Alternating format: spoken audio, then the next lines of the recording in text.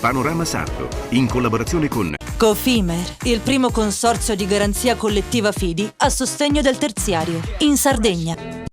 Con Remosa, l'energia green del futuro è di casa. Suentu, vini nuovi da terre antiche. Fratelli Cellino, la qualità è emozione. CNA, l'associazione degli artigiani e delle imprese italiane. Grafiche Ghiani, l'esperienza di una vita, l'innovazione più avanzata. SE Trand, settore ecologia, dal 1979 al servizio dell'ambiente in Sardegna.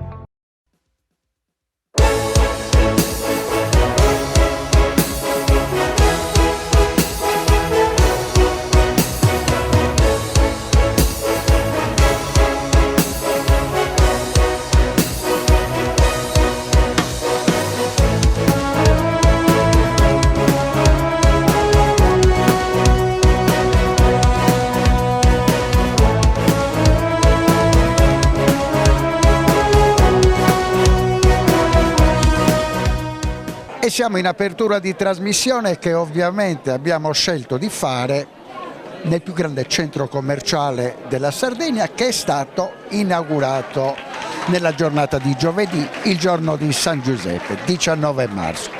Con Stefano De Pascale, che ha seguito questo progetto per quasi 20 anni. Momento di gioia quello di giovedì, ma perché è stato così lungo l'iter? Questo progetto nasce dall'acquisizione dell'area ex Ferriera nel 2008.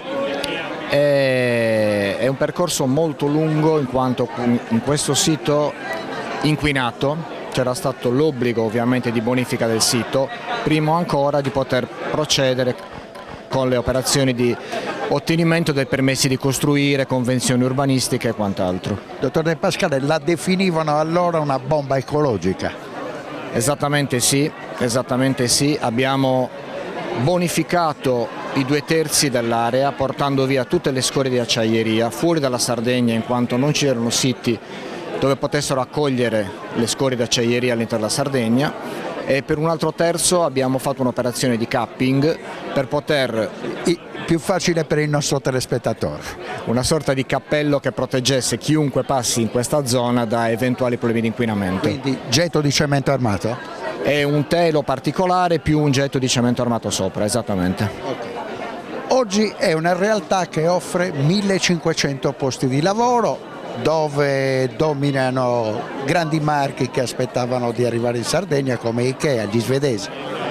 Assolutamente sì, siamo riusciti a portare Ikea dopo che da tanti anni si parlava qui in Sardegna dell'ipotesi del loro arrivo. Abbiamo portato Leroy Merlin, che anche loro aprono oggi con il negozio loro standard, quindi di oltre 11.000 metri quadrati. Oggi in realtà aprono solo loro due, la vera apertura del centro commerciale arriverà nei prossimi 2 mesi. Con l'arrivo di parecchi nuovi marchi avremo Maison du Monde, avremo il più grande negozio di Cisalfa in Europa, Troni e tutti gli altri che vedrete. Comunque una grande soddisfazione. Enorme, grandissimo. E il caso particolare è che voi e questo importante gruppo svedese avete affrontato il percorso di quasi 20 anni insieme. Ikea è stata la prima a voler credere in questo negozio, in questo sito particolare sardo, poi si è staccata per qualche anno, le interlocuzioni sono riprese dopo 10 anni dalla prima firma e nel 2022 siamo riusciti ad arrivare alla firma e dopo 4 anni eccoci qua all'apertura. Ed eccoci a Maurizio De Pascale, il papà di Stefano, che era un ragazzino quando ha iniziato questo progetto quasi 20 anni fa. Ma il vostro gruppo perché aveva acquisito questo territorio così pericoloso, così inquinato, che abbiamo definito una bomba ecologica? Ma fa parte di quelle sfide che tutti gli imprenditori una volta o più volte nella vita fanno.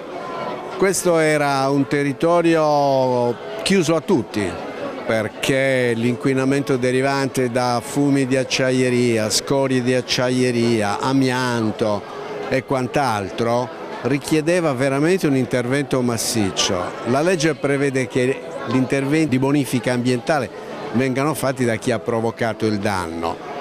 Dopo l'acquisto dal commissario giudiziale noi invece abbiamo assunto l'impegno formale e contrattuale di provvedere noi alla bonifica del sito.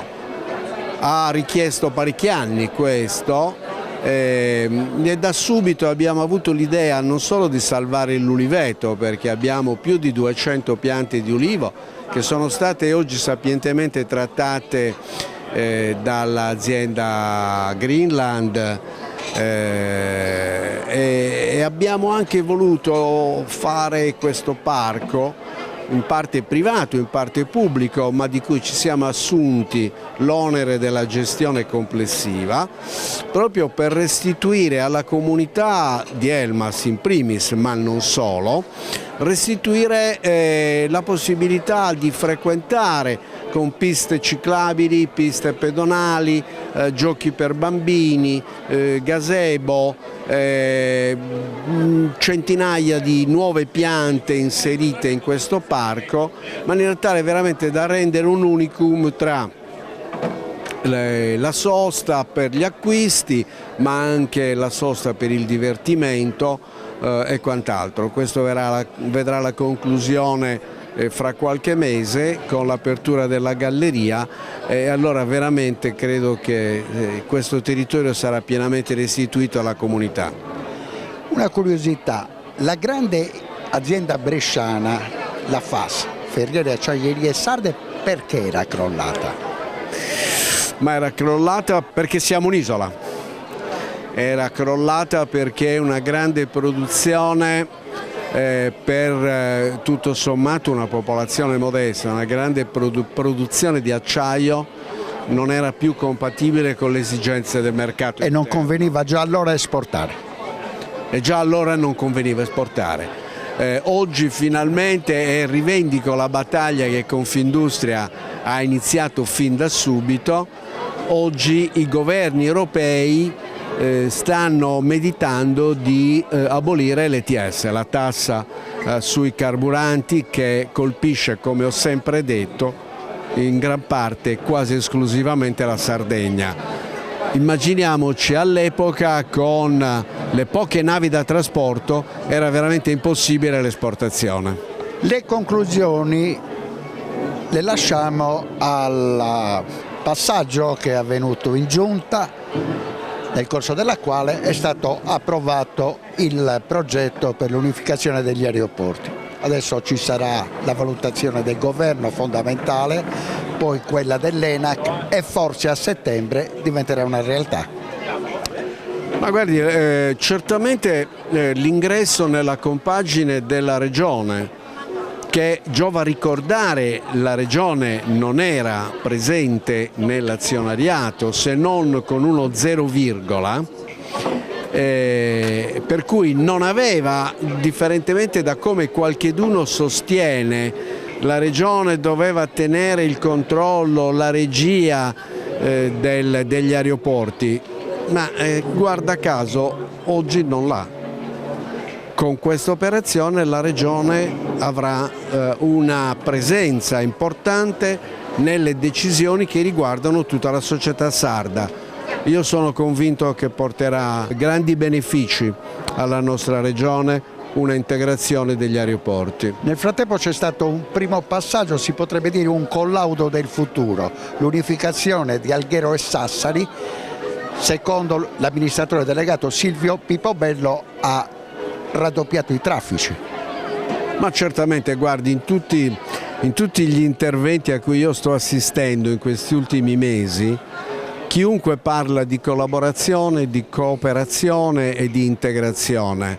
Non ultimo, durante l'evento dell'inaugurazione dell'anno accademico, la scienziata Marica Branchesi ha parlato esattamente in questi termini. Quindi non va dubbio che oggi una integrazione, una cooperazione, una collaborazione tra i sardi non può che essere l'arma vincente.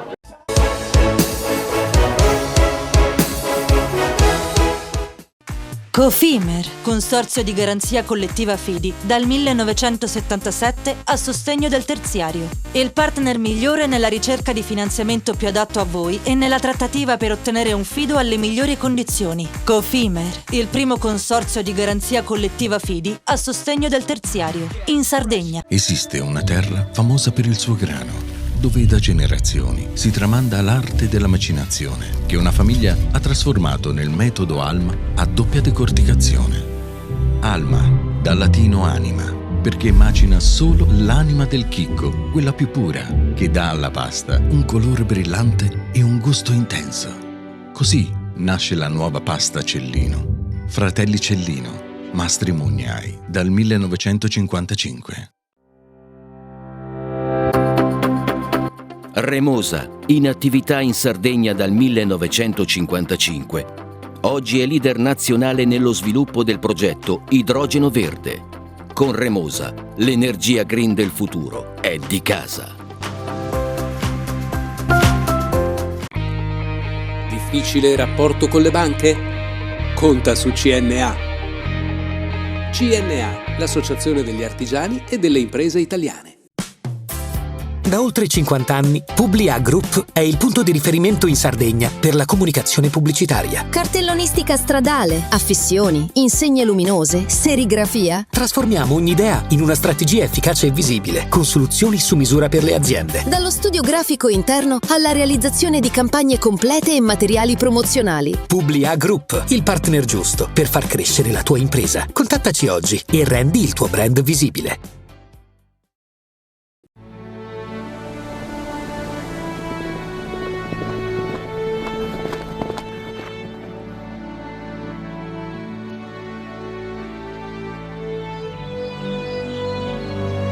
Nel cuore della Sardegna esiste un luogo dove natura e bellezza si incontrano. È qui che nascono i vini della cantina Suentu.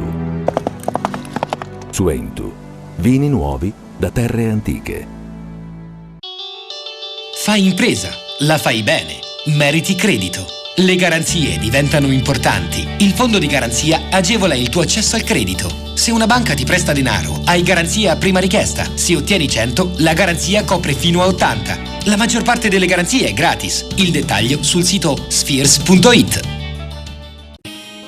Siamo la più grande industria tipografica della Sardegna. Dall'81 stampiamo tutte le tirature, su tutti i supporti e con le tecnologie più avanzate del settore, garantendoti elevatissima qualità e la più totale dedizione e cura. Grafiche Ghiani, l'esperienza di una vita, l'innovazione più avanzata. Setrand, settore ecologia. Mettiamo a disposizione la nostra struttura organizzativa fornendo un valido supporto per la gestione dei rifiuti speciali pericolosi e non pericolosi. Grazie agli impianti innovativi e al costante sviluppo tecnico recuperiamo oltre il 70% dei rifiuti da noi gestiti. Dal 1979 al servizio dell'ambiente in Sardegna.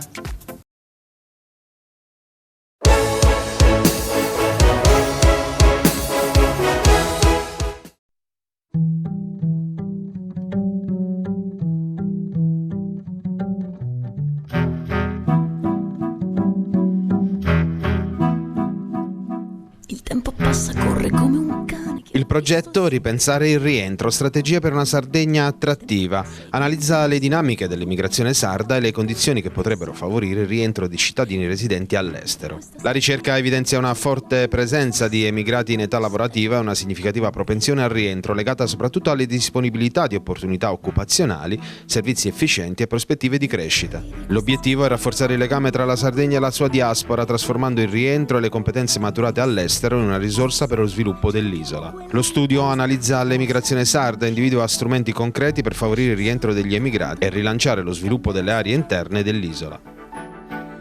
Sole d'inverno, neve d'estate, ma c'è una neve che non scioglierà nemmeno. In collaborazione con la FAES, il CREIACLI ha organizzato una ricerca che ha questa finalità, intervistare gli emigrati sardi all'estero iscritti all'AIRE con l'obiettivo di capire quali sono le loro aspettative, le loro anche intenzioni, innanzitutto che riguardano la possibilità di rientro, ma soprattutto per i tanti che hanno una proprietà, vogliono investire o semplicemente vogliono rientrare per motivi di lavoro. E quindi abbiamo analizzato con loro questa possibilità e soprattutto dalla ricerca è emerso un dato importante, che c'è questa volontà e c'è questo interesse, quindi sta a noi valutare attentamente quali piani, quali programmi nel breve termine si possono mettere in campo per poter aiutare queste persone di origine sarda, appunto emigrati di prima, seconda e terza generazione, che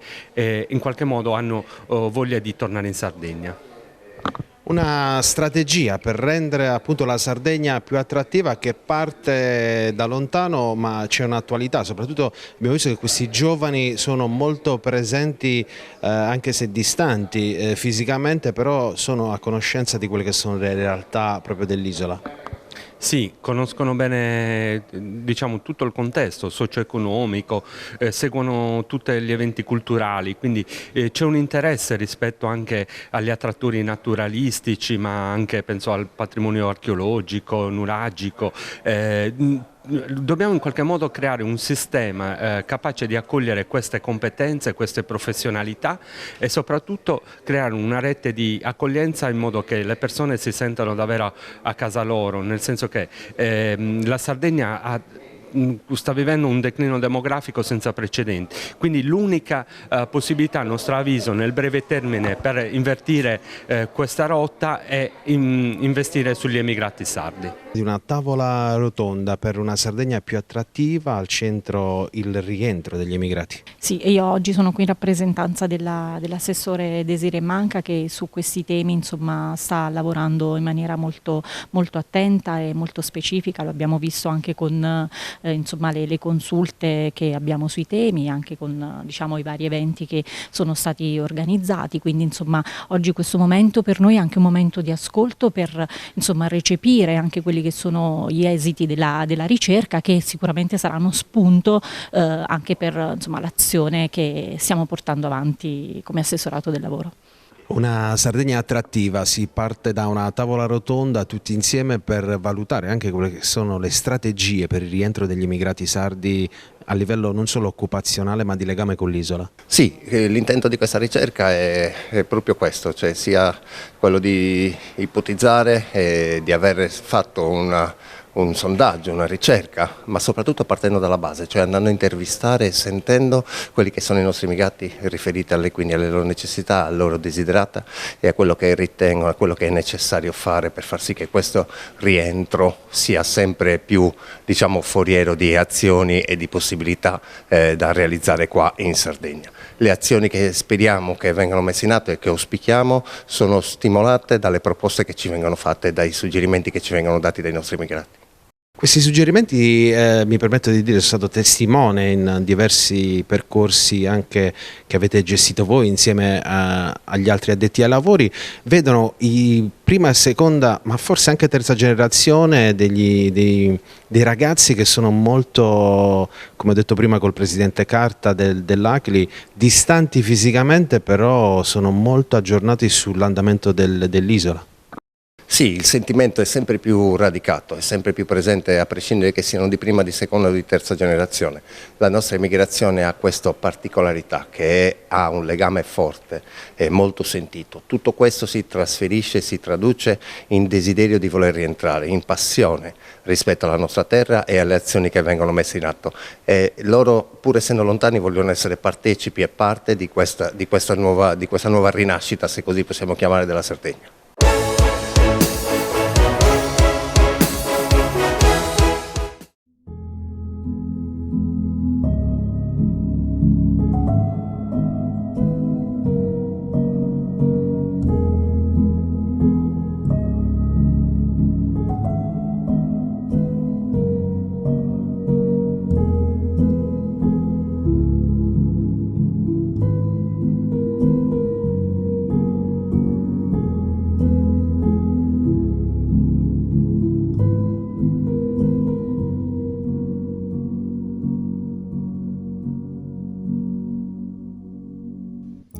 Fede e letteratura, il caso Grazia Deledda. La Pontificia Facoltà Teologica della Sardegna, in collaborazione con l'associazione Sor Giuseppina Nicoli, dà finalmente vita a una riflessione scientifica sulla vetta dell'indagine umana di Grazia Deledda, l'elemento religioso. Fortemente voluta da Sua Eccellenza Monsignor Antonello Mura, vescovo di Nuoro e Lanusei, gran cancelliere della Facoltà Teologica della Sardegna, la giornata di studi cagliaritana solleva interrogativi e altrettante risposte, componendo la frattura di Deledda per oltre un secolo sospesa tra la dimensione di Sibilla delfica e quella panteista. Mura, nelle inedite vesti di profondo conoscitore dell'antropologia delediana, seleziona interlocutori di primo livello sulla scena culturale sarda, da Neria De Giovanni, critica letteraria, ospite munifica del presidente Mattarella al Teatro Eliseo di Nuoro, giunta al 20° libro su vita e opus delediano, Salvatore Bulla, dottore di ricerca, esperto di metafisica delediana, e Matteo Vinti, dantista e docente della facoltà di teologia. Parterre acceso attivamente coinvolto dalle suggestioni lanciate dai relatori, in un confronto straordinariamente capace di unire l'autorevolezza della ricerca e la chiarezza divulgativa.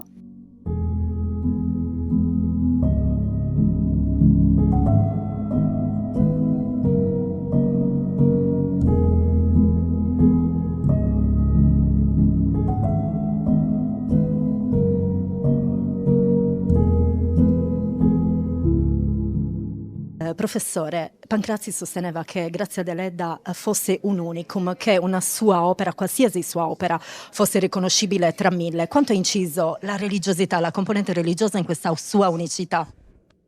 Grazie, no, credo che non è che solo abbia inciso, credo che sia anche il motore in realtà della sua scrittura. A un certo punto scrive: io scrivo, faccio arte perché sono religiosa, dunque devo fare arte. È proprio è come se avesse un'inquietudine metafisica che la spinga a dover comunicare, un po' per uscire dalla sua realtà, ma forse in realtà per approfondire la realtà, per cui credo che sia il nucleo in realtà della sua letteratura.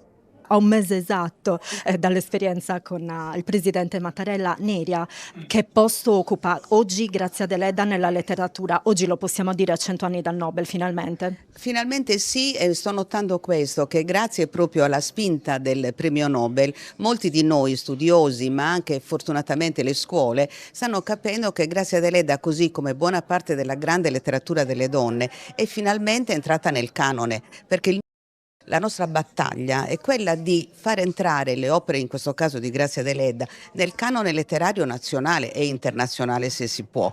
E cioè non ghettizzarlo come letteratura femminile isolata da quella maschile, ma è perfettamente dentro un canone uguale per tutti, cioè da insegnare, da far leggere a tutti, uomini e donne. E in questo una maestra di qualche anno fa è stata Luce Rigarai. Luce Rigarai, che tutti noi ricordiamo come una studiosa femminista, proprio completamente femminista, ma nelle sue opere sempre lasciava spazio a degli exergo, a delle citazioni in cui sottolineava che la letteratura delle donne è per tutti. Quindi Grazia Deledda finalmente, io penso, sarà insegnata come deve essere, come una grande scrittrice italiana per tutti, uomini e donne.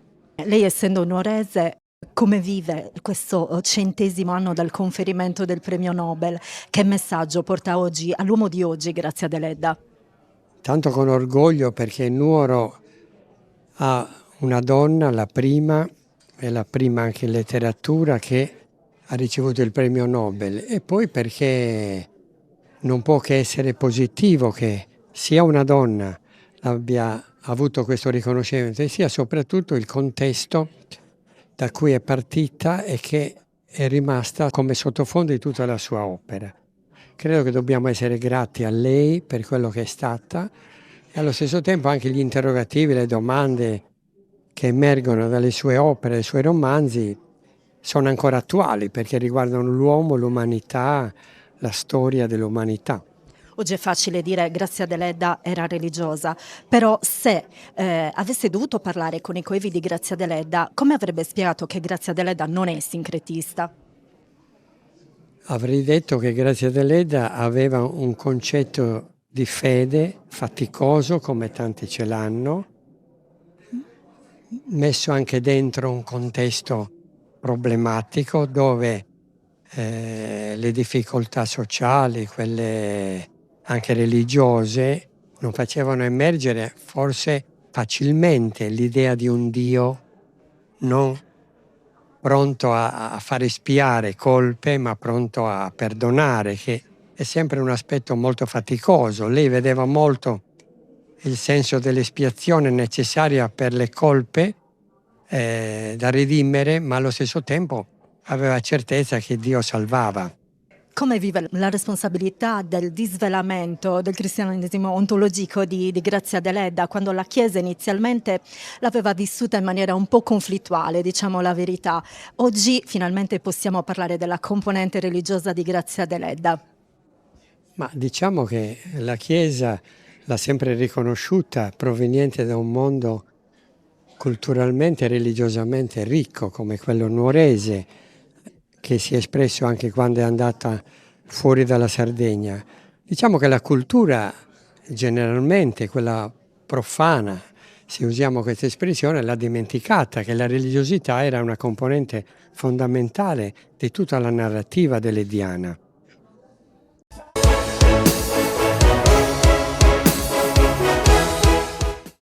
Cofimer, consorzio di garanzia collettiva Fidi, dal 1977 a sostegno del terziario. Il partner migliore nella ricerca di finanziamento più adatto a voi e nella trattativa per ottenere un fido alle migliori condizioni. Cofimer, il primo consorzio di garanzia collettiva Fidi a sostegno del terziario, in Sardegna.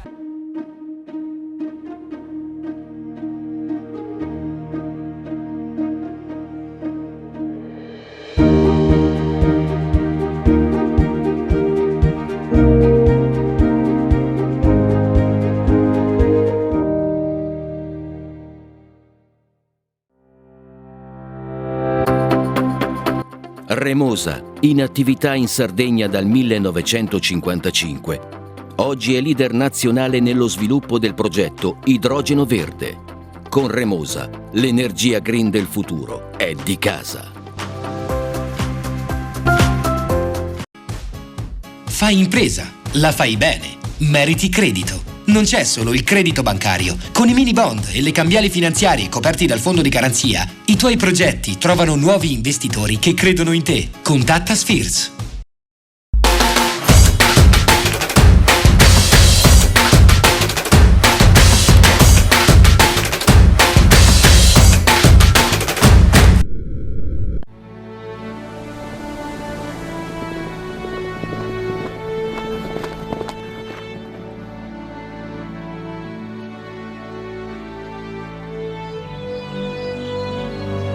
Nel cuore della Sardegna esiste un luogo dove natura e bellezza si incontrano. È qui che nascono i vini della cantina Suentu. Suentu, vini nuovi da terre antiche. Meno scartoffie e più efficienza? Conta su CNA. CNA, l'associazione degli artigiani e delle imprese italiane. Setrand, settore ecologia. Siamo in grado di attivare il servizio di pronto intervento ecologico in caso di emergenza e con potenziale contaminazione delle matrici ambientali. Forti delle nostre competenze e dei nostri mezzi, realizziamo bonifiche di siti inquinati anche da amianto. Dal 1979 al servizio dell'ambiente in Sardegna.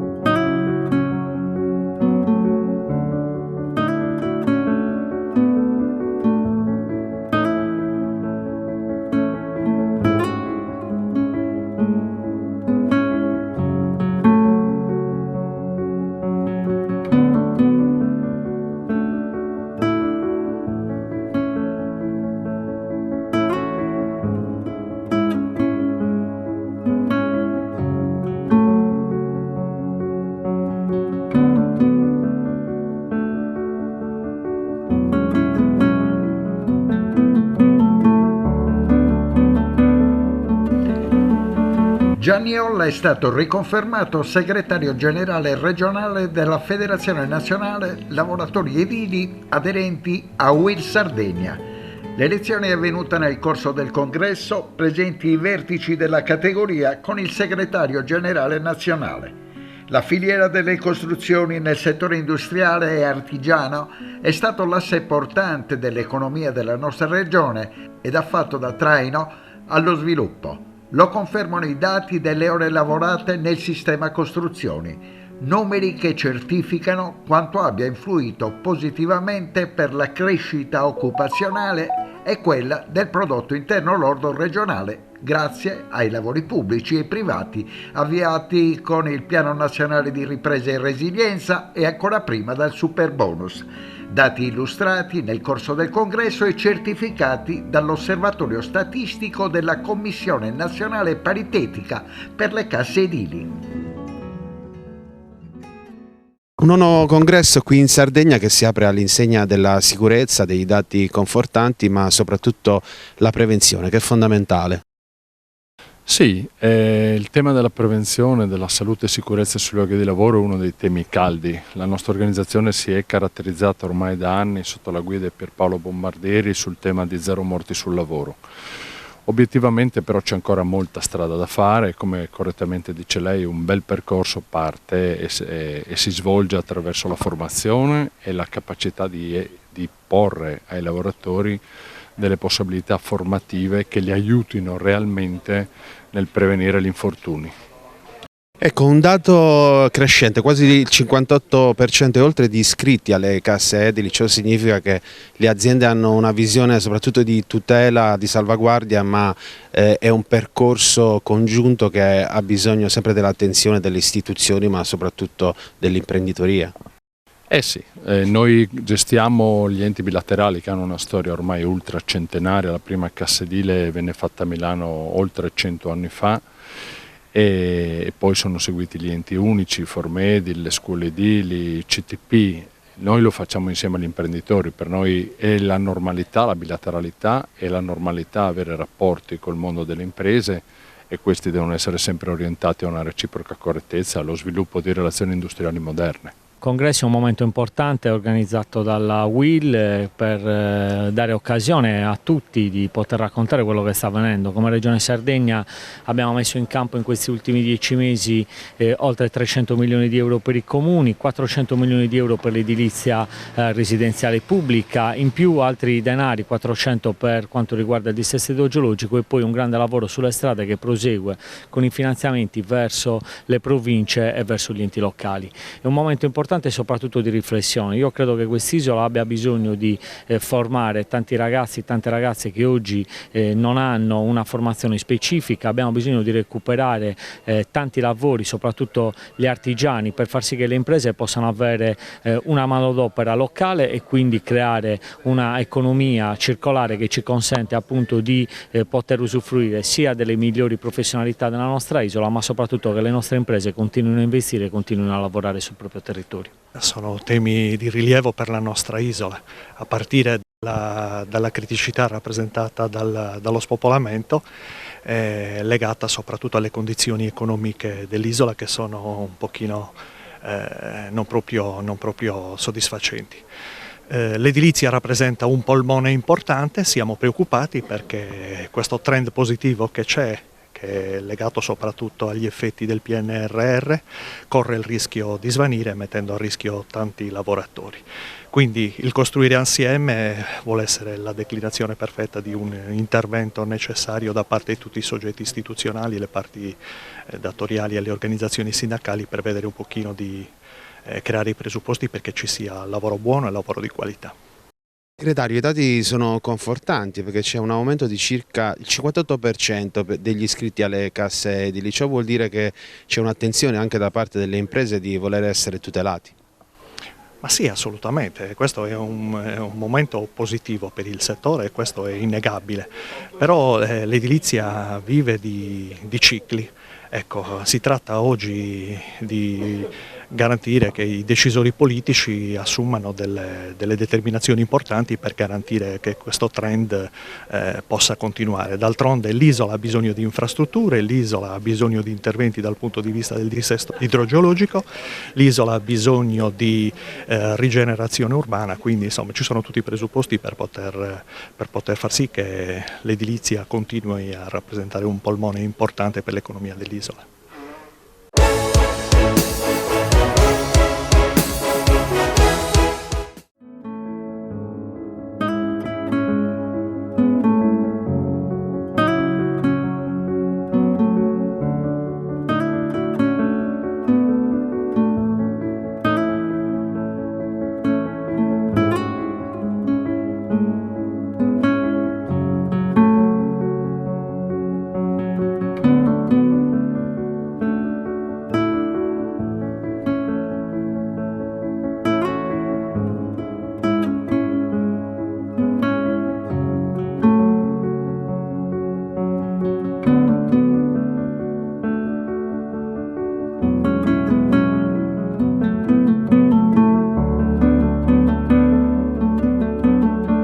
Ed eccoci sempre per la UIL con l'inviato di Panorama Sardo Umberto Palumbo al primo congresso regionale della categoria del sindacato che rappresenta i lavoratori della sanità e delle funzioni pubbliche locali, che ha riunito delegati e istituzioni per fare il punto sulla situazione del comparto nell'isola.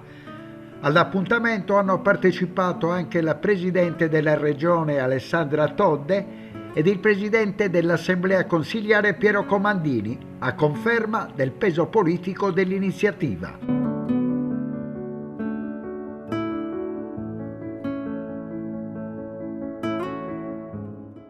Confederalità vuol dire appunto questo: condividere un patto, condividere un valore, un ideale e condividere un percorso tracciato per il fine principale, che è la rappresentatività e la tutela dei diritti delle lavoratrici e dei lavoratori, il sostegno ai più deboli, il miglioramento della qualità dei servizi offerti al cittadino, alla persona in generale e la coniugazione dei tempi di vita e di lavoro. Oggi è accaduto che due grandi categorie si stanno unendo dopo anni di preparativi e finalmente nasce la UIL FP, che è di fatto diventata la categoria più grande, più importante della UIL, dei lavoratori attivi. Innanzitutto nasce la spinta propedeutica a sollecitare innanzitutto la politica affinché si assuma le proprie competenze, le proprie responsabilità e pratichi il proprio ruolo, che è quello di coordinare, di organizzare, di costruire quello che non può che essere un percorso che vada incontro alle esigenze dei cittadini. Nel nostro caso, che parliamo di sanità, che parliamo di enti locali, che parliamo di funzioni centrali, di una parte significativa di un gruppo dirigente che si occupa di servizi al cittadino diretti che riguardano la burocrazia e la sanità. Ci volevo essere proprio per da una parte ribadire che il dialogo con la UIL, ma in generale anche con tutte le organizzazioni sindacali, non è mai mancato in questi 2 anni, e ovviamente anche parlare nel merito dei temi che abbiamo aperti con loro. Abbiamo finanziato recentemente il patto di Bugerro e quindi ci stiamo adoperando per la sicurezza sul lavoro, per fare in modo che venga declinato in misure concrete. Ovviamente parleremo anche di sanità e delle tante problematiche che sono aperte, ma più in generale noi abbiamo un dialogo proprio sulla sanità con un protocollo che è stato firmato ad agosto dell'anno scorso, e quindi sarà occasione anche di capire a che punto siamo e che tipo di lavoro è stato fatto. Più in generale appunto confrontarsi con la UIL e con in generale le organizzazioni sindacali per me è fondamentale, proprio per il fatto che si lavora insieme. In questo momento ci sono grandi trasformazioni anche relativamente al lavoro. Abbiamo visto il tema dei lavoratori di Tiscali, che è un tema proprio degli ultimi giorni, ma in particolare sulla funzione pubblica ci sono tanti aspetti che dobbiamo affrontare, quindi oggi sarà un'occasione per prenderli di petto, per parlarci in maniera molto franca, il dialogo franco anche con Fulvia Muro e la loro segretaria non è mai mancato. Sono tra l'altro contenta che ci sia una donna a capo di una segreteria regionale, una donna così decisa e così preparata preparata e quindi sono contenta oggi di essere qua a testimoniare anche il dialogo con la Regione.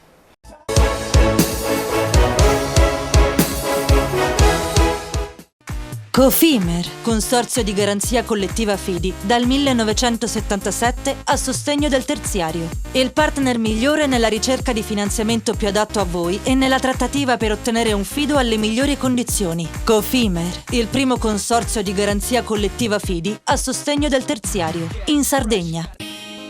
Siamo la più grande industria tipografica della Sardegna. Dall'81 stampiamo tutte le tirature, su tutti i supporti e con le tecnologie più avanzate del settore, garantendoti elevatissima qualità e la più totale dedizione e cura. Grafiche Ghiani, l'esperienza di una vita, l'innovazione più avanzata. Da oltre 50 anni, Publia Group è il punto di riferimento in Sardegna per la comunicazione pubblicitaria. Cartellonistica stradale, affissioni, insegne luminose, serigrafia. Trasformiamo ogni idea in una strategia efficace e visibile, con soluzioni su misura per le aziende. Dallo studio grafico interno alla realizzazione di campagne complete e materiali promozionali. Publia Group, il partner giusto per far crescere la tua impresa. Contattaci oggi e rendi il tuo brand visibile.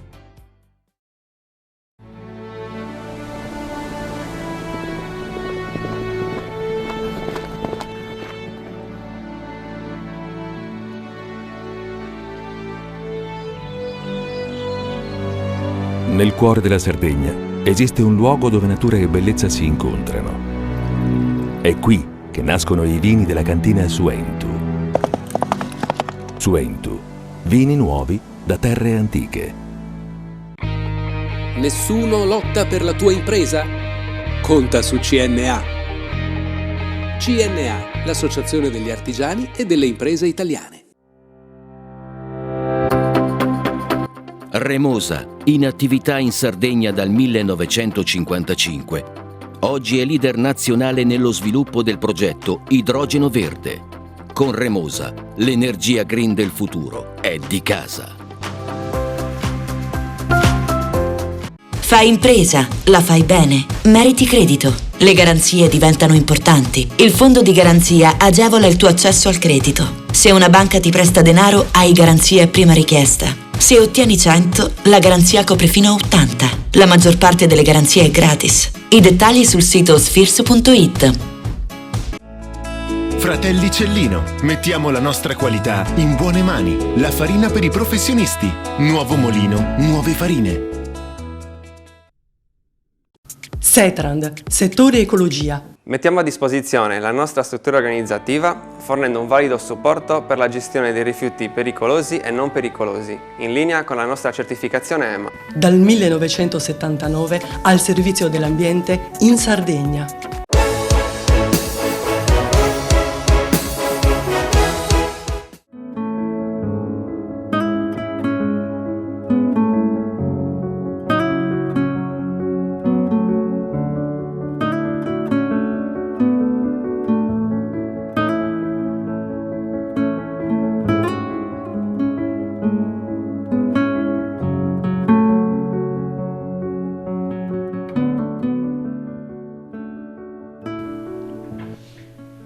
Con il conflitto nel Golfo Persico, come già accaduto per la guerra russo-ucraina, il costo delle materie prime, dei semilavorati e dei prodotti finiti rischia di gravare sulle realtà della Sardegna che si occupano di edilizia, costruzioni e di lavori pubblici. L'allarme è di Confartigianato Imprese Sardegna, che ricorda come gli imprenditori isolani si trovino in una tempesta perfetta nella quale vi è il costo delle materie prime, dei semilavorati e dei prodotti, la scarsa reperibilità di questi, la difficoltà di trasporto e la necessità di aggiornare continuativamente listini e preventivi per non perdere ordini e lavori. Oltre agli aumenti immediati, si stanno diffondendo anche pratiche commerciali che riflettono il crescente clima di incertezza nel mercato.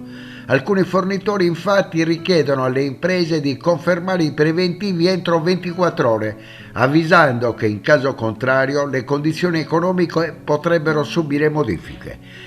Queste dinamiche si inseriscono in un contesto già complesso per il settore delle costruzioni.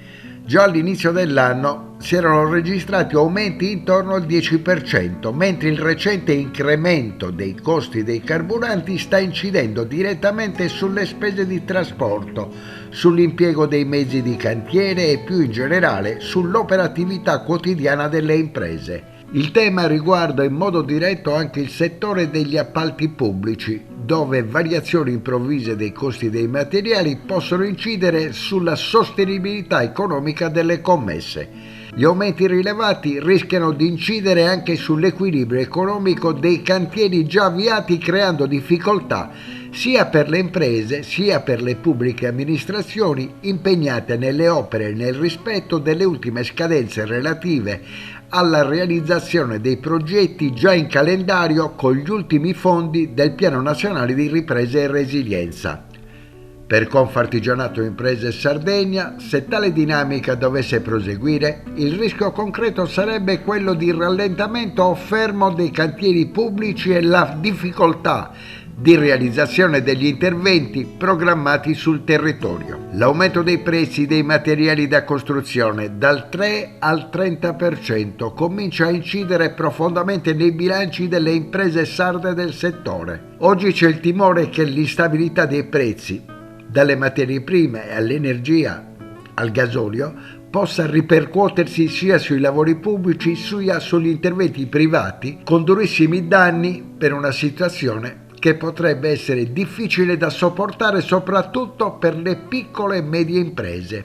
Le analisi dell'Ufficio Studi di Confartigianato Imprese Sardegna stimano come nell'isola siano quasi 20.000 le micro e piccole imprese produttrici e dell'edilizia, che impiegano quasi 54.000 addetti interessate da uno shock sui maggiori costi delle materie prime, che su base annua vale quasi oltre $500 miliardi, pari all'1,7% del prodotto interno lordo regionale. L'associazione artigiana, raccogliendo i dati sulle fatture d'acquisto pre e post crisi Iran presso alcuni propri associati, rileva come alcuni materiali stiano mostrando rincari assolutamente rilevanti. L'aumento generalizzato dei prezzi, come da comunicazioni che stanno arrivando dai fornitori verso le imprese, varia dal 10 al 15%, con punte del 30%. Il rischio è quello di compromettere l'equilibrio dei contratti e rallentare l'esecuzione degli interventi. A questo riguardo, all'interno dei bandi di gara si ritiene fondamentale l'applicazione delle clausole di revisione e la compensazione dei materiali per le opere pubbliche, così come previsto dal Codice degli Appalti Pubblici, per contrastare l'aumento dei costi e compensare i maggiori oneri delle imprese, in modo da garantire un equilibrio economico nei contratti, tutelare le aziende impegnate nell'esecuzione dei lavori. La Confartigianato è molto preoccupata per questo aumento del carburante. Questo aumento sta facendo lievitare tutti i listini prezzi delle materie prime. I nostri fornitori ci hanno mandato già tutti gli aumenti in corso e quindi c'è una preoccupazione importante da parte delle imprese che oggi hanno dei contratti già con l'amministrazione pubblica e anche col privato. Se dovessero perdurare questi costi non potremmo chiudere i cantieri, quindi c'è una grossa preoccupazione. Oltre alla categoria dell'edilizia, del mondo casa, c'è tutto il lapidio, il mondo delle cave che sono preoccupati per questi aumenti, forti aumenti. Quindi insomma chiediamo alle istituzioni che facciano un controllo mirato su quelli che sono le speculazioni anche nelle materie prime. Quindi insomma un'attenzione particolare.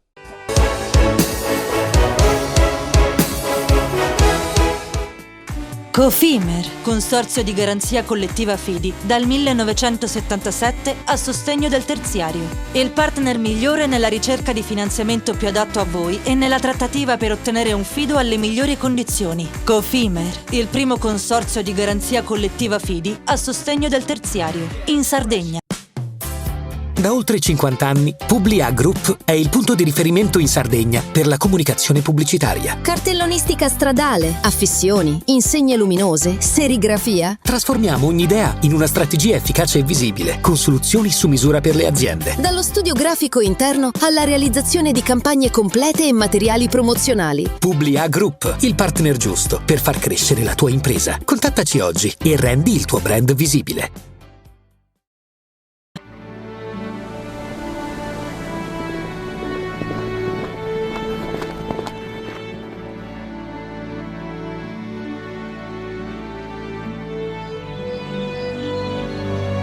Nel cuore della Sardegna esiste un luogo dove natura e bellezza si incontrano. È qui che nascono i vini della cantina Suentu. Suentu, vini nuovi da terre antiche. CNA, l'associazione degli artigiani e delle imprese italiane. Remosa, in attività in Sardegna dal 1955. Oggi è leader nazionale nello sviluppo del progetto Idrogeno Verde. Con Remosa, l'energia green del futuro è di casa.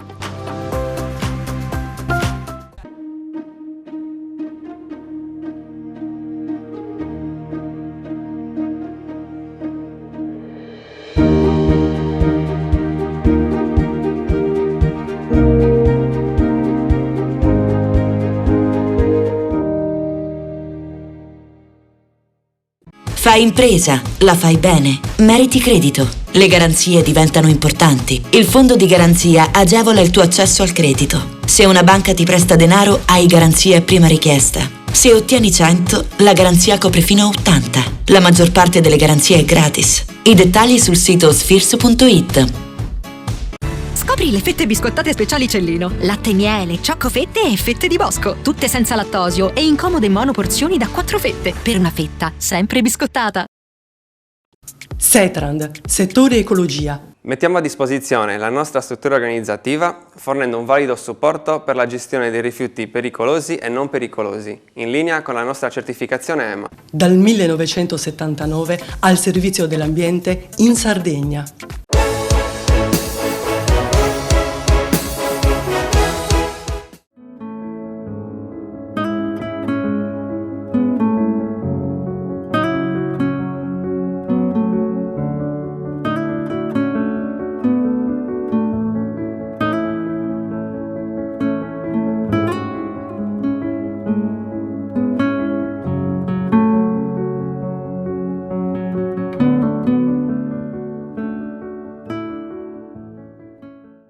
Valerio, una giornata meravigliosa con un sole che scalda l'animo al Tennis Club Cagliari, dove è stata presentata la quinta edizione del Sardegna Open, un ATP Challenger da $175.000 di montepremi che 2 anni fa ha visto finalista Lorenzo Musetti. Si terrà dal 27 aprile al 3 di maggio, quindi un periodo in cui arrivano dal 1000 di Madrid e si proiettano i tennisti verso gli internazionali d'Italia. Un momento molto importante. Al TC Cagliari è stato riattato il campo centrale che ospiterà gli incontri più importanti e lo si vive con l'attesa di quello che deve essere la fucina anche del club sardo. Ci sarà Luciano Carboni. Parliamo da uno scenario straordinariamente felice, 4 italiani tra i primi 18 al mondo.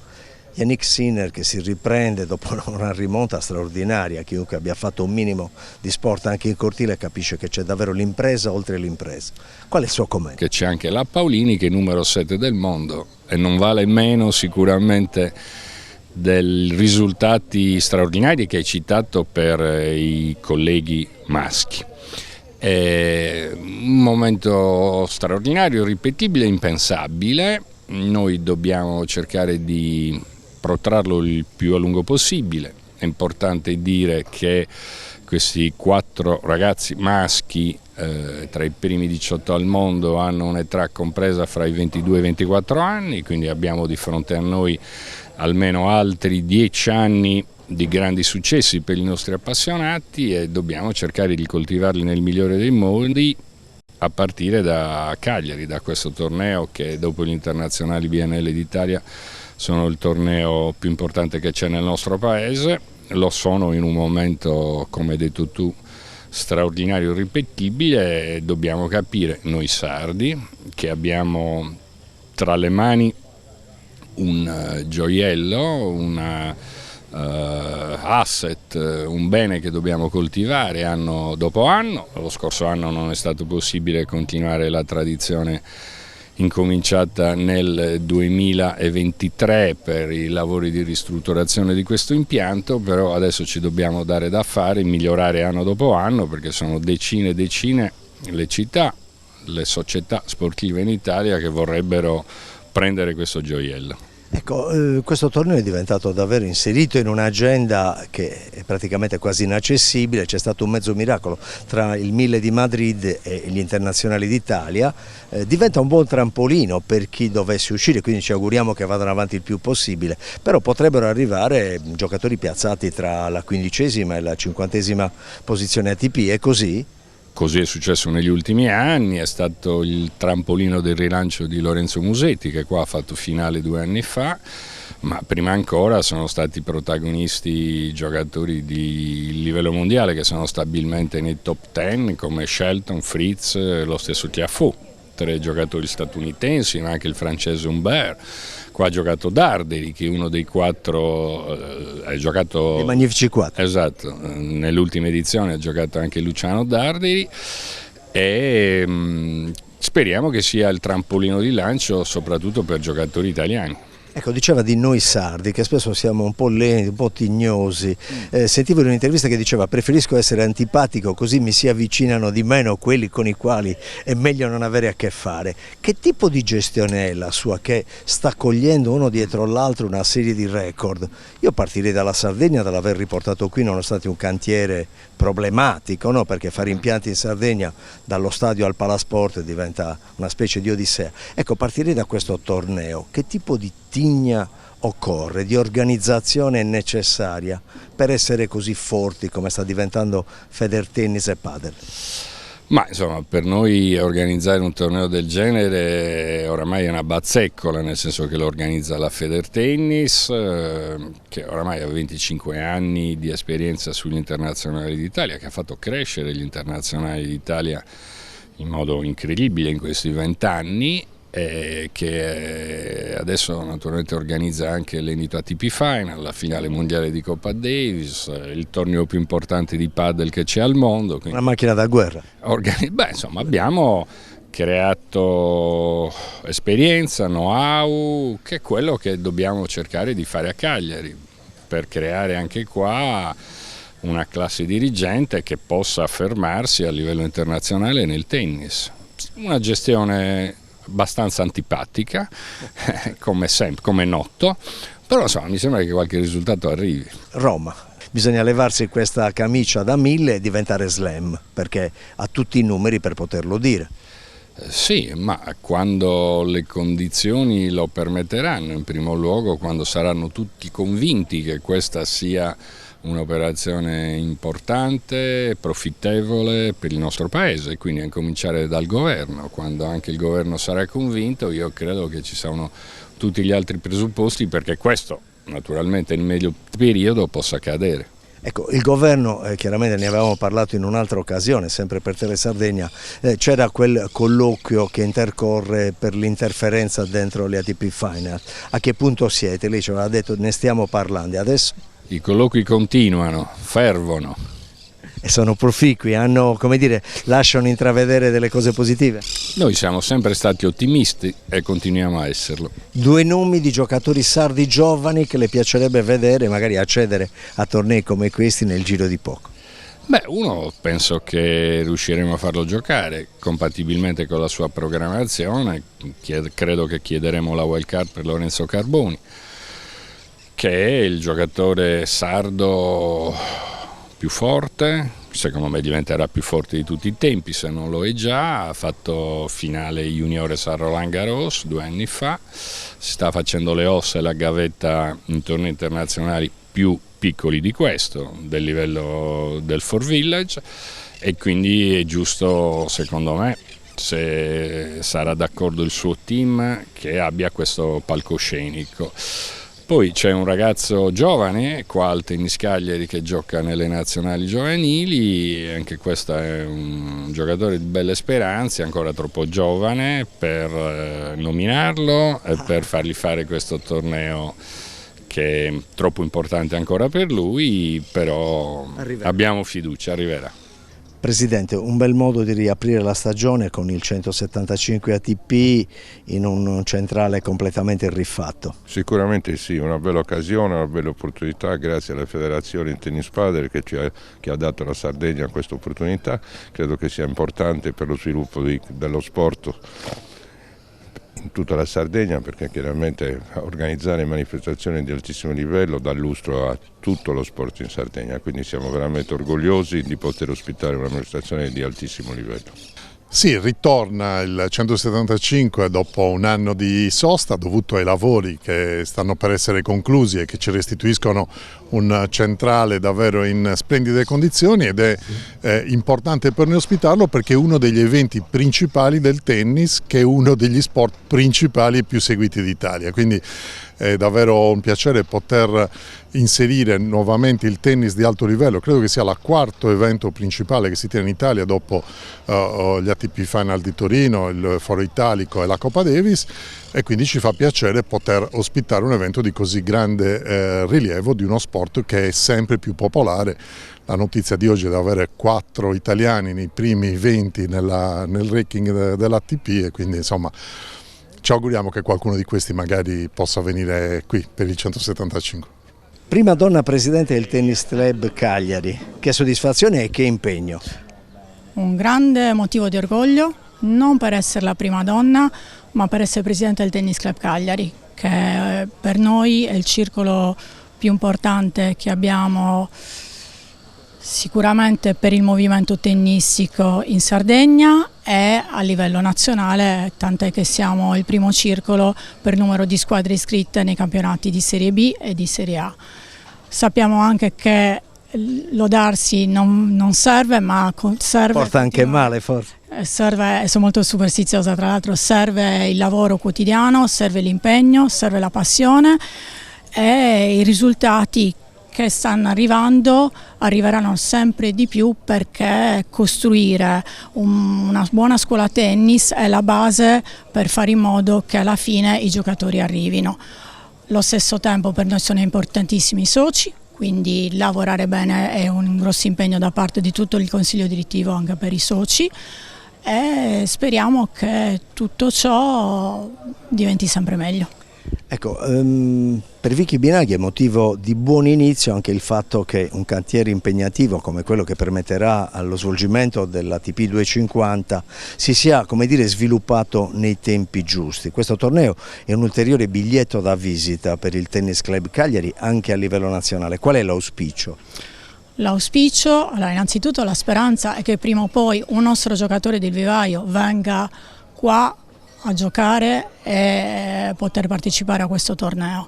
Per quanto riguarda i lavori, per noi è stato motivo di grosso impegno come circolo, perché noi da tanti mesi ci troviamo con 3 campi in mano, questa è la realtà, e quindi abbiamo dovuto spiegare ai soci, abbiamo dovuto adattare la scuola tennis bloccando praticamente le iscrizioni, il nostro settore agonistico si sta allenando non solo qua, quindi però è anche motivo di speranza, e siamo sicuri che tutto ciò porterà a un circolo sempre più bello, sempre più accogliente, aperto a tutti, alla cittadinanza di Cagliari, e continuerà a offrire del gran buon tennis. Quest'anno, l'anno prossimo, non abbiamo solo l'evento internazionale che è l'ATP, il Challenger 175, ma noi ospitiamo da ormai 8 anni anche i campionati italiani in seconda categoria che portano lo scudetto italiano, abbiamo le prequalificazioni del BNL, quindi noi anche nel nostro DNA abbiamo le manifestazioni agonistiche importanti che sappiamo che da un lato possono essere un sacrificio per i nostri soci, ma sono per noi linfa vitale, e quindi questo lo spiegavo da tanti anni ai soci e sono dalla nostra parte anche loro.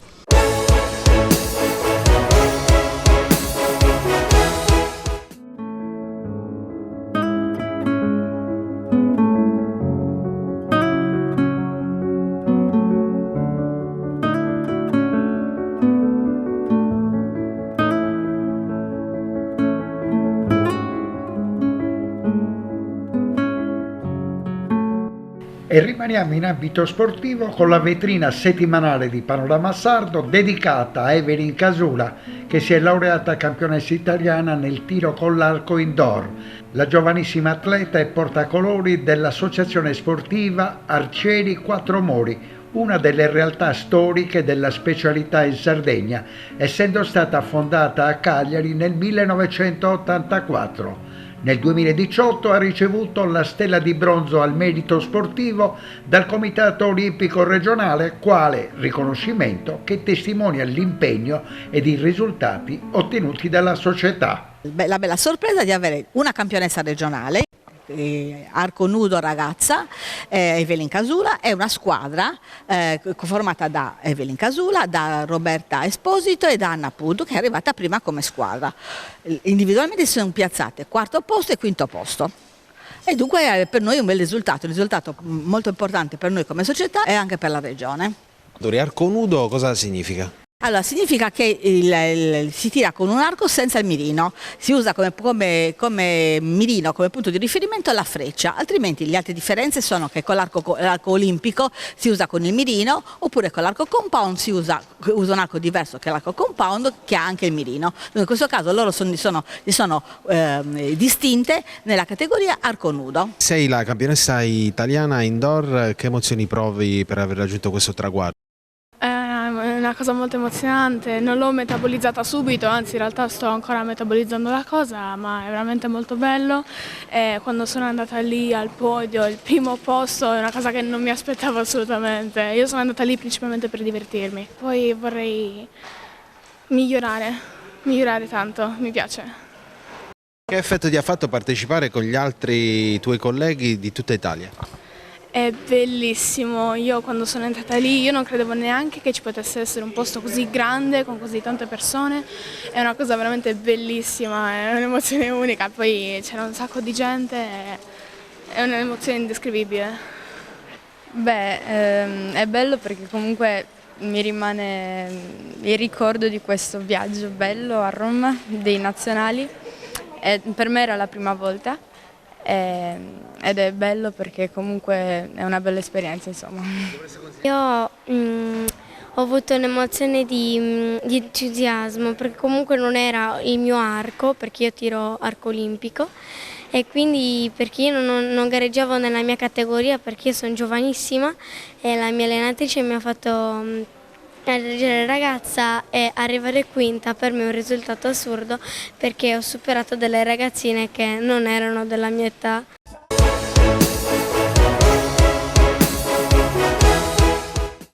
Cofimer, consorzio di garanzia collettiva Fidi, dal 1977 a sostegno del terziario. Il partner migliore nella ricerca di finanziamento più adatto a voi e nella trattativa per ottenere un fido alle migliori condizioni. Cofimer, il primo consorzio di garanzia collettiva Fidi a sostegno del terziario, in Sardegna. Da oltre 50 anni, Publia Group è il punto di riferimento in Sardegna per la comunicazione pubblicitaria. Cartellonistica stradale, affissioni, insegne luminose, serigrafia. Trasformiamo ogni idea in una strategia efficace e visibile, con soluzioni su misura per le aziende. Dallo studio grafico interno alla realizzazione di campagne complete e materiali promozionali. Publia Group, il partner giusto per far crescere la tua impresa. Contattaci oggi e rendi il tuo brand visibile.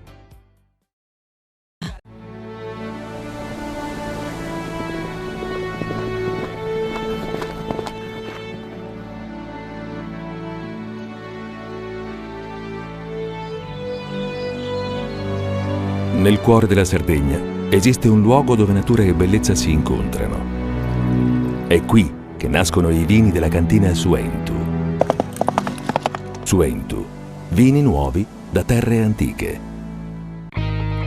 Meno scartoffie e più efficienza? Conta su CNA. CNA, l'associazione degli artigiani e delle imprese italiane. Fai impresa, la fai bene, meriti credito. Le garanzie diventano importanti. Il fondo di garanzia agevola il tuo accesso al credito. Se una banca ti presta denaro, hai garanzia a prima richiesta. Se ottieni 100, la garanzia copre fino a 80. La maggior parte delle garanzie è gratis. Il dettaglio sul sito spheres.it. Remosa, in attività in Sardegna dal 1955, oggi è leader nazionale nello sviluppo del progetto Idrogeno Verde. Con Remosa, l'energia green del futuro è di casa. Tutto inizia da un amore.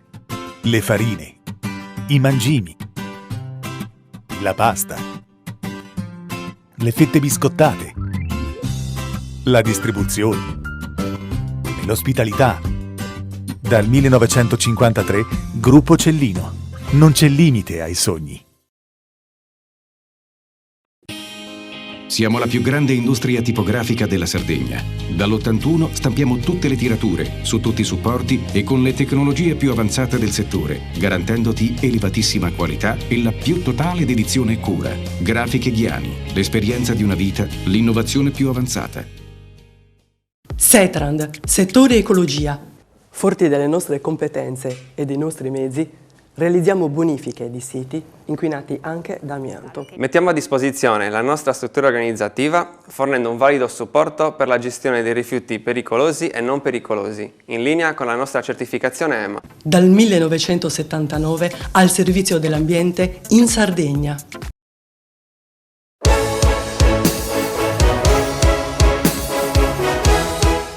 Ed eccoci anche questa settimana in chiusura di trasmissione, rigorosamente dedicata a Federsolidarietà, che ha rinnovato il proprio futuro, e Antonello Piri dopo 8 anni continua un percorso che lo ha visto protagonista alla guida di un gruppo che si è messo in evidenza soprattutto in un momento storico, quello in cui è arrivata la pandemia. Voi siete stati tra i primi a cercare in tutti i modi di aiutare chi lavorava nel vostro settore.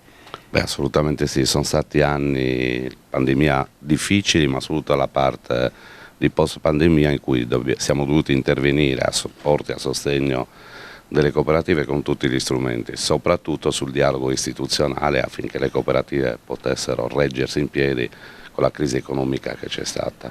Nel fine settimana, nel tuo intervento nel corso dell'Assemblea regionale, hai chiesto al pubblico ancora una mano di aiuto più importante.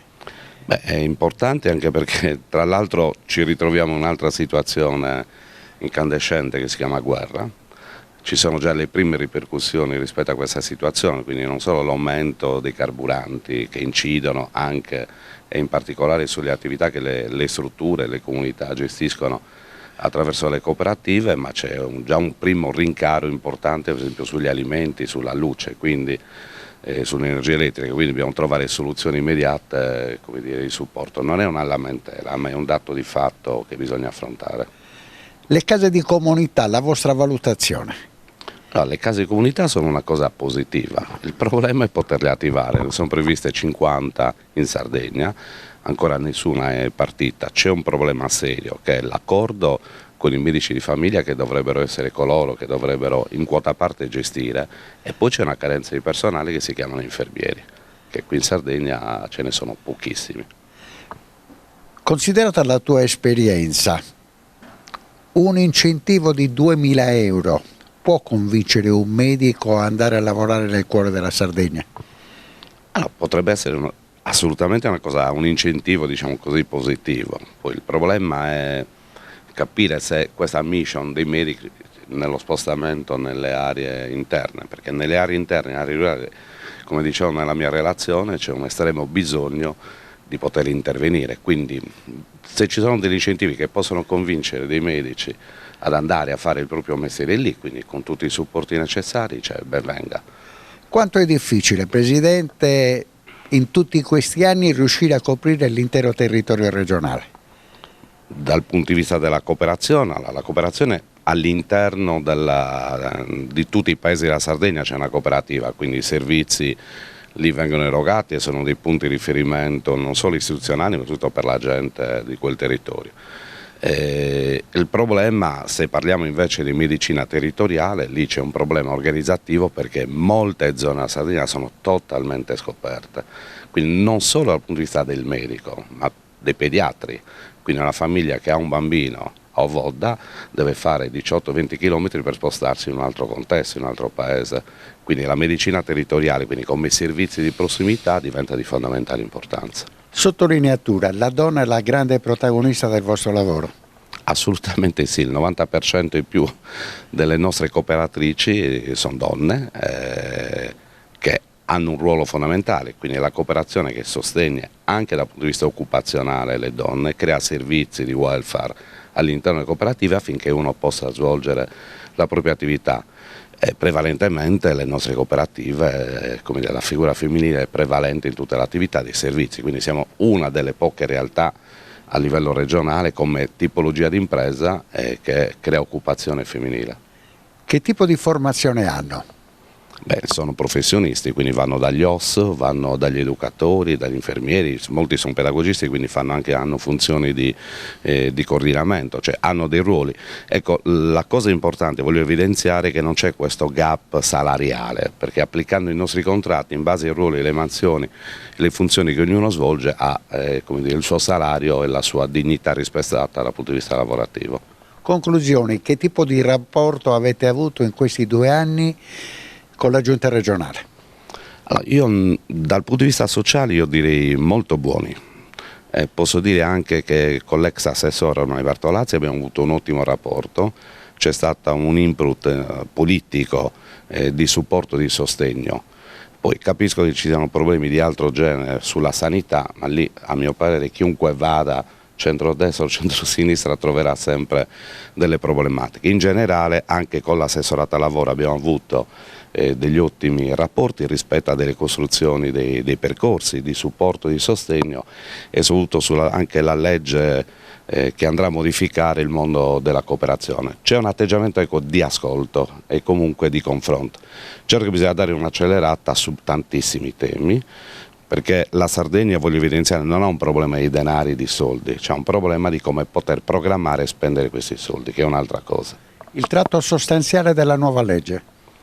Beh, la nuova legge rivede un po' la riorganizzazione del sistema cooperativo in generale, rivede e c'è un pezzo importante sulla cooperazione sociale, perché noi abbiamo una legge, la legge 16, che ormai è un po' datata, quindi va rivista e riaggiornata secondo le nuove norme, compreso il codice dell'impresa sociale, compreso il codice del terzo settore, in cui attribuiscono comunque alla cooperazione un ruolo ancora più determinante, più di sussidiarietà nell'ambito dei territori, e evidenzia in particolare la funzione imprenditoriale delle cooperative, cioè cooperative sociali non vuol dire volontariato, cioè sono imprese a tutti gli effetti e quindi come tali.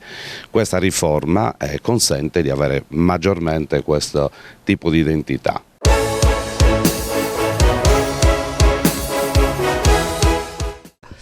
Buonasera Valerio, siamo con un'icona di quello che piace ricordare di una Sardegna molto viva, molto fresca, molto arguta, Benito Urgu, attore, interprete, autore di oltre 600 canzoni, forse ne ha scritto anche delle altre che hanno raccontato come siamo noi sardi, come siamo nelle nostre cose più abitudinarie, come siamo ricchi di energie e voglia di riproporci. Ben trovato Benito, siamo alla vigilia di Pasqua, che sentimenti hai?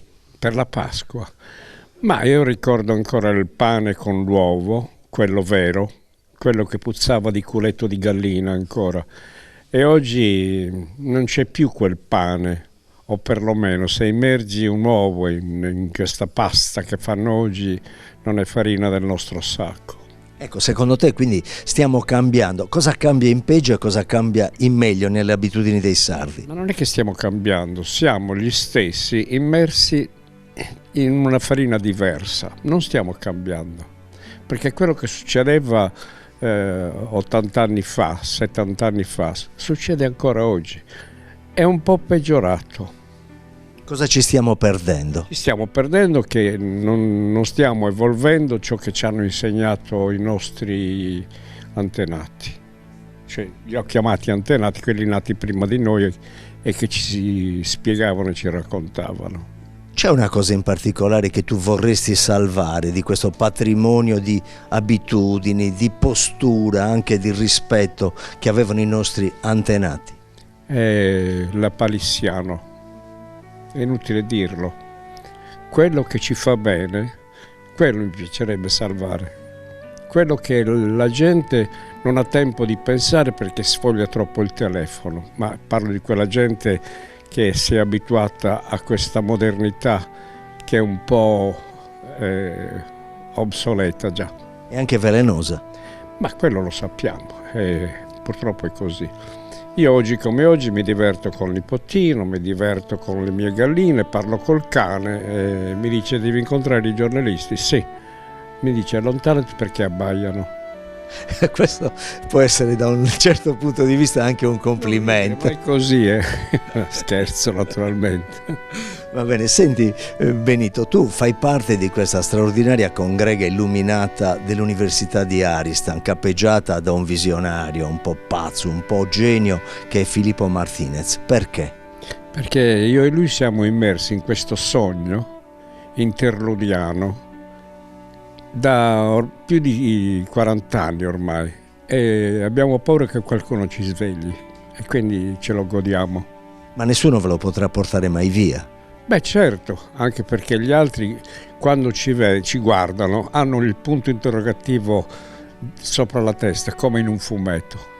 Senti, un fumetto che è ricco di tante cose, tu avrai fatto 1 milione di piazze, film, tv e la tua musica che poi è rimasta nell'immaginario collettivo anche di quelli che oggi sono assorbiti dal veleno degli iPad, delle iPhone eccetera. Ecco, di tutto questo tu cosa racconteresti a uno che non ti ha mai sentito né cantare né recitare? Ma io non racconto niente perché come mi guardano capiscono. Non racconto niente. Io sono un racconto quando mi guardi. Tu forse non ti sei accorto, ma mi stai facendo delle domande nuove e bellissime. Tu l'hai visto che quello che ti ho detto era tutto già scritto. Così. Senti, allora, parlando di cinema e di televisione, è un altro mondo che è anche cambiato. Ecco, tu hai avuto delle esperienze importantissime a livello nazionale e internazionale. Anche di questo, cosa porti dietro? Cosa ti scalda il cuore se dovessi ricordarlo? Ma ricordando tutto questo, diciamo che mi dispiace non aver potuto fare tutte le cose che avrei potuto fare, che sono tante, sarebbero state tantissime. Però anche alla fine qualcosa è stato fatto e dà alla mente degli altri quello che tanti dicono: se Benito fosse nato in continente avrebbe avuto successo. Questo dico, però va bene così. Senti, va bene se ti racconto una cosa piccola piccola. Io ricordo un'intervista memorabile, doppia con Gianfranco Zola. La domanda è: cosa pensate dell'onanismo? Ti ricordi come hai risposto? No, non mi ricordo, dimmelo. Ah, beh, sì, dai, cioè, ecco, sì. Benito Urgu, un campione, un fenomeno. Grazie Benito. Grazie a voi, ciao. Un saluto a tutti quelli che ti ascoltano. E anche a Filippo Martinez. Beh, certo, lui è dentro il sogno, ok? E nessuno ve lo porta via. È vero, ciao.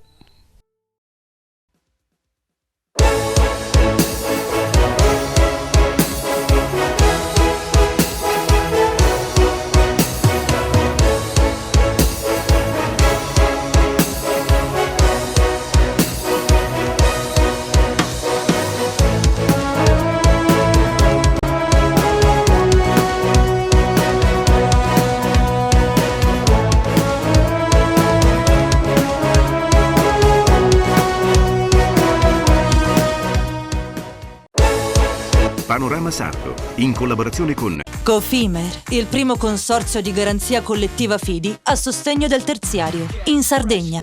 Suentu, vini nuovi da terre antiche. Fratelli Cellino, la qualità è emozione. Con Remosa, l'energia green del futuro è di casa. Grafiche Ghiani, l'esperienza di una vita, l'innovazione più avanzata. CNA, l'associazione degli artigiani e delle imprese italiane. SE Trand, settore ecologia, dal 1979 al servizio dell'ambiente in Sardegna.